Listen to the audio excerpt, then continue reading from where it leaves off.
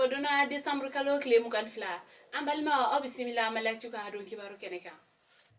bi kibaru mun mambulo kada kulo kan wode sibiri temelen shufe ka duguje karidona jero fagala aka so kono nyono kibaru mun sarama uli ayire kafo do franche temelena nyono marabulo konna la dugudo be no ni o togo e ko kolo dugu koro jeteke wala tabaw lutara jero faga aka so kono eno nini chen kono hun togo e ko ni kulubali o dugu sa jayere kon fene dawda boire ayere lendo ka foko ale école karamogoy ale era kon fene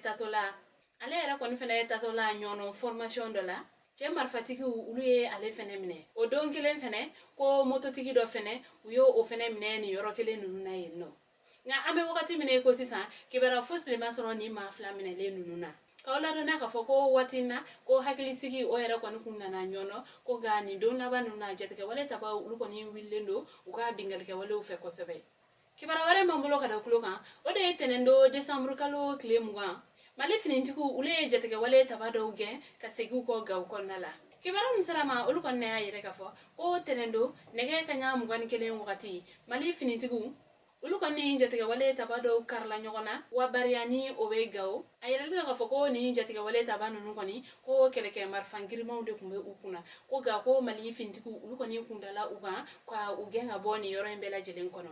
kawla dona kafo ko mali finitigi ko ni fema jogini senfe ko wafena ko jetege wale tabanu nu yere ko ni fene ko ulu ko ni fene ni mato ni karnyo na en ko ni na o kum ko nala yen commandant de zone ni o e colonel Isa Bagayogo ale ko ni willa ka se ni yoro ko falena ninga hagil sigi kuma ko fo mali finitigu nyana ka nyinu fa fene u ga do fara chesri wale ukan wala sa chuka amna dugude ulu ko ni be se ka lafia kuna foni kunchela kibara ware mambulo kada kulokan ode tenendo December kalo kile mugan 14e arrondissement police ule moto zone sabamine kibara musalama ulu konne ayire kafo ko tenendo dugu klafe 14e arrondissement police ule eskana moto do mine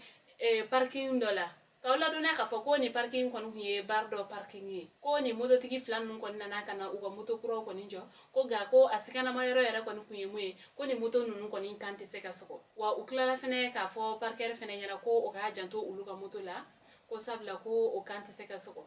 police ulu kon fene nana uga seka lure la ni bari indala ulu sigala ni moto flala ni ka moto tigi unyini o kon kele ni zone flanu nu ubolla kata ga u kon mata ka police nun da ulu umina kawla dona ka fo ko ni moto flanu nu ko abetara dupele ngono sabla atigi kuntale me déclaration ke police sola finiti nunu ule wole bla chem tara déclaration ke ma on nana ka yere ka fo ko moto nunu ye alitaye sabla moto nunu ko ni papier ko mbay abulu fene albi police ulu ka sega ukumun konnala ni zone flame mine len ko fe uklala ka ma sabana mine ula o ma sabana yere ko ni fene mine lise fe o tarage fo uga so kono ni ayere la ka fo ko wal telephone chama me ni yoro ko fale na ino ale ni nyana mini fen finti la ka ulu ko ni mana kla ni ma flan na ubina uga konya di kriblon tikla mogoma uni nyangilim ka kan uga dauka ambalima oni ne ku aka bidon kibaro e kada okulo kan ani che aka kulo ma jola aka